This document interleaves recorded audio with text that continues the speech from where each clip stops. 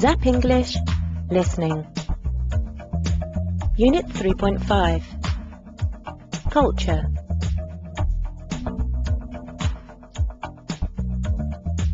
Este podcast de Listening con Inglés Real se acompaña de un ebook que puedes descargar en ingles.fm.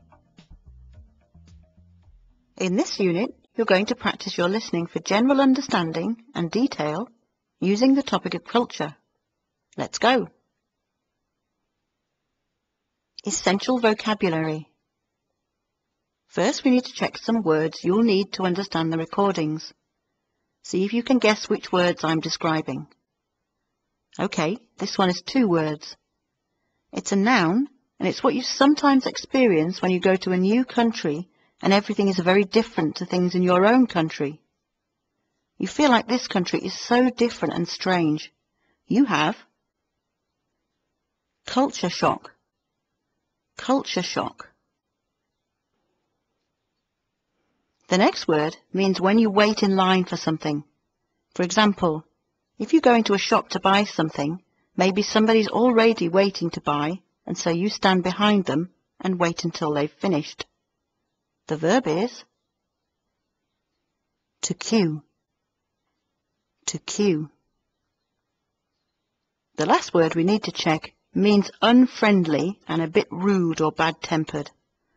The word is surly. Surly. Listening task 1. Now you're going to listen to Emma talking about her experiences of culture shock. Which country do you think she's talking about? Yeah, when I was in this country, I did actually experience a lot of culture shock. When I first went over, everything was just so different. The main thing was the climate. I went over there it must have been July or August, and it was really, really hot and really, really humid. And I just never experienced that before. And when I was working, I had to dress really smartly. So I'd always be wearing a suit and high heels and tights and have my hair up, and I had to wear loads of makeup. But it was just so hot, and we'd just all be sweating so much. And just everything was different. The work ethic was really different. People worked really, really long hours, and you kind of couldn't go home before everyone else. Everyone was waiting for the boss to finish so that they could all finish, but they wouldn't necessarily be working. It would just be that they had to be there in the office. And living as well, the apartment that I lived in, it was really, really tiny, and the kitchen was pretty much just in the hallway with just one little gas ring, and I had this weird thing called a toaster oven that didn't really do anything. Yeah, so it was just all different. The people, I used to get a lot of attention as well whenever I went outside because I looked so different from everyone else, because I'm very tall and very fair, and I just didn't blend in at all with the crowd. But, you know, it was a fascinating experience, but very difficult at the time, I think. Listening task 1. Answers. Can you guess which country Emma was talking about? The country was Japan. Listening task 2. Now listen to Tom. Which country made him feel culture shock? Well, I've done quite a lot of moving around, and I remember one specific time I arrived in a country and wasn't at all how I remembered it, and I was driving from the airport. The first impressions were, what is this place? There's so many cars, so much traffic, and it was very cold, and much colder than I was used to, and I basically sat in traffic jams the whole way to my destination. And yeah, so that was the first thing, and then basically I remembered just the greyness.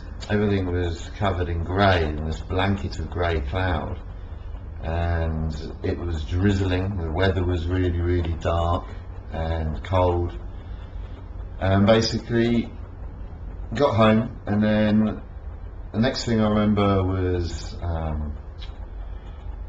everywhere you went people were queuing.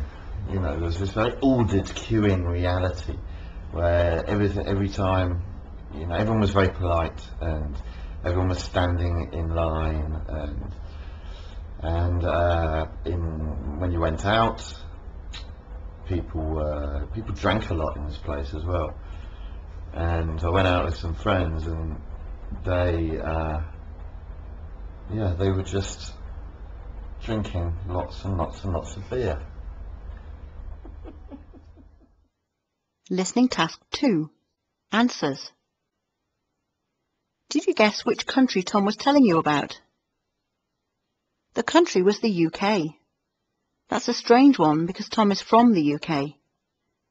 Because he was away from his home for so long, when he came back it felt so different that he experienced culture shock. Listening task 3. Here's the third one.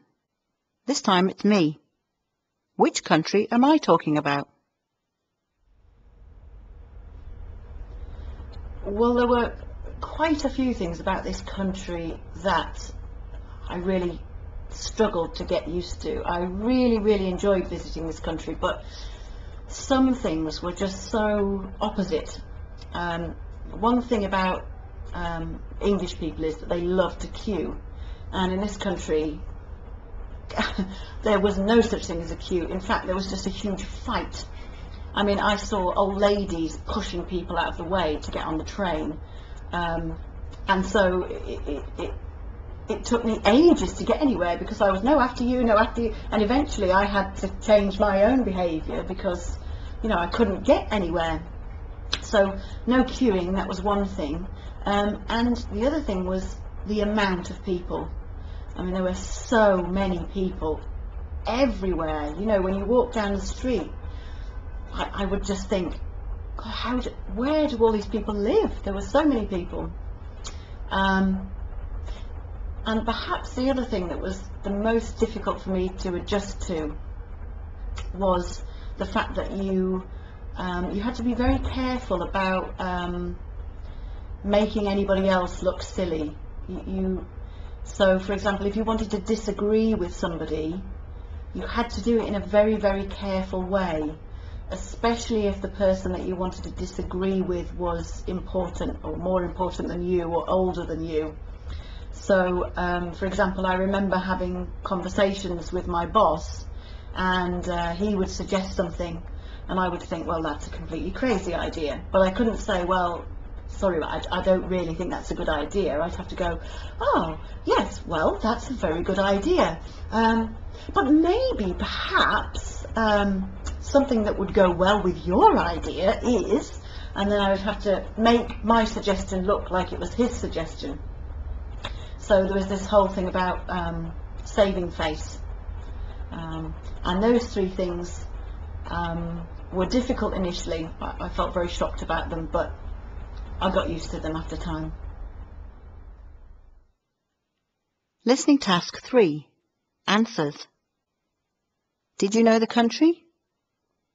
It was China.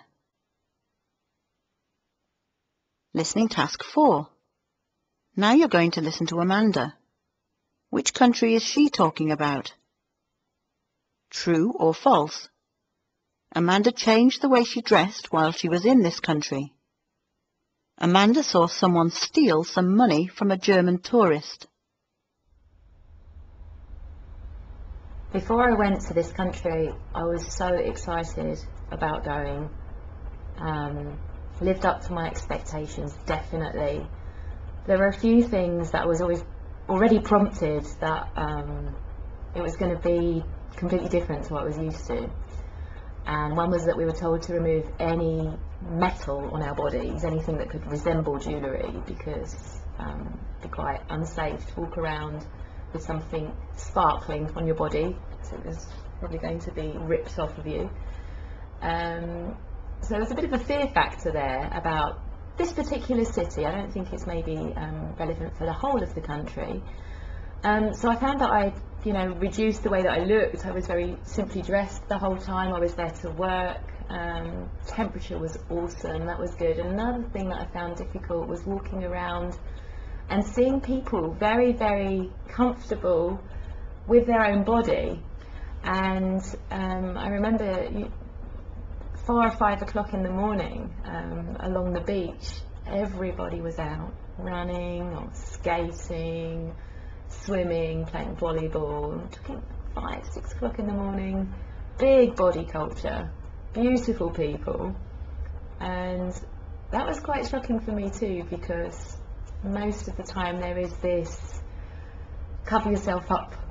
Even if you didn't really want to be in a beach resort before you get that kind of attitude.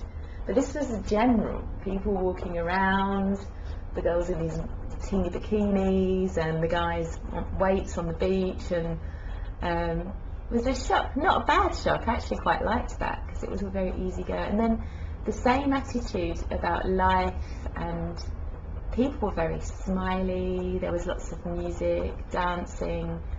There was these two very contradictory messages of be careful and at the same time relax. And that I found completely seductive, and loved every second that I was there. But I did see several occasions of the more violent side to this place, and I think it was a German tourist walking along with a gold chain, and out of the blue, little guy on a bicycle ripped the chain off the guy's neck. I mean, made him bleed. He fell to the floor. So it was quite aggressive, and at the same time there was the music in the background and people dancing on the beach, and so all of these different vibes at the same time. But I can't wait to go back. Listening task 4. Answers. Where was Amanda talking about? It was Rio in Brazil. True or false? Amanda changed the way she dressed while she was in this country. True. She said, I reduced the way that I looked. I was very simply dressed the whole time. She also took all her jewellery off. Amanda saw someone steal some money from a German tourist. False. Someone took a chain, a piece of jewellery, from a German tourist. Listening task 5. Which country is Stuart talking about? True or false? The people in shops were not friendly to him. Stuart only ate bad local food. Okay, so when I arrived here, it didn't help that it had been a very long flight, so it was through tired eyes. But I clearly remember the drive from the airport and thinking, why am I here?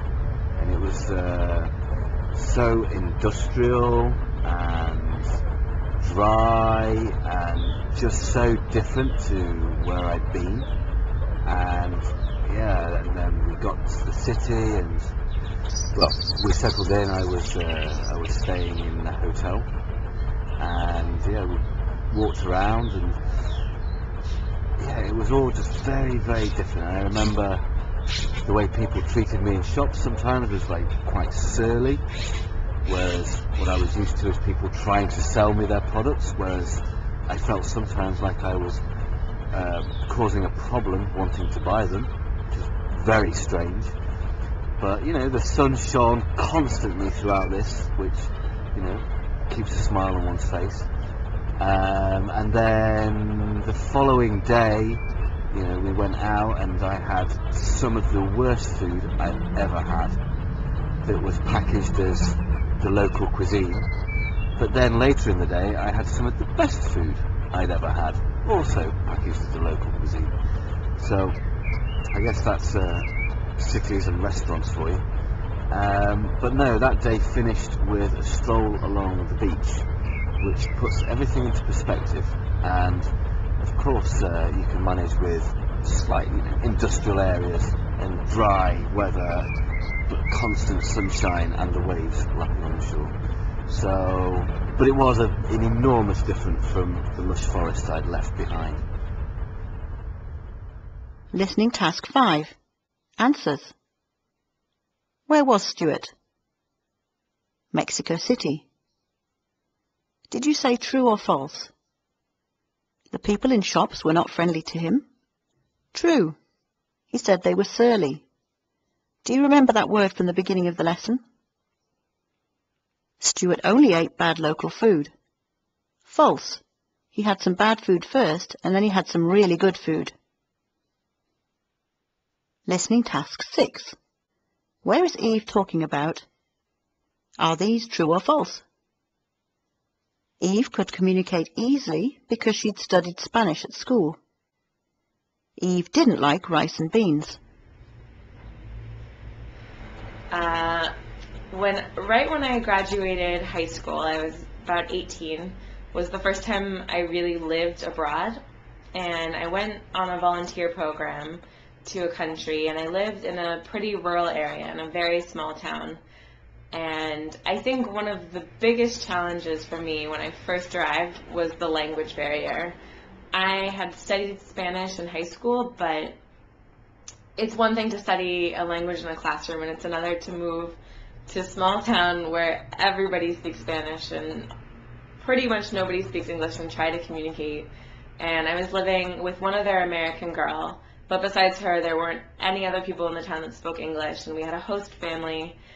And so it was always a challenge trying to communicate with the host family and even to understand the most basic things. I mean, there's a lot you can communicate without having good language skills, but at a certain point, you just have to get used to the fact that conversations are constantly going on around you or to you that you don't understand. So my Spanish definitely improved I was there for 8 weeks and it improved, but it was a big challenge the entire time that I was there, just to know what people were saying and to express myself. And also another thing that was difficult to get used to was the food was different, and there just wasn't as much variety of food.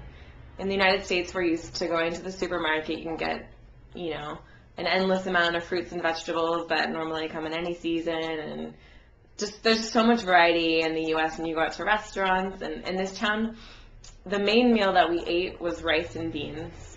They called it gallo pinto in this country, and gallo pinto was the traditional food that you'd have sometimes breakfast, lunch, and dinner. A huge plate of rice and beans.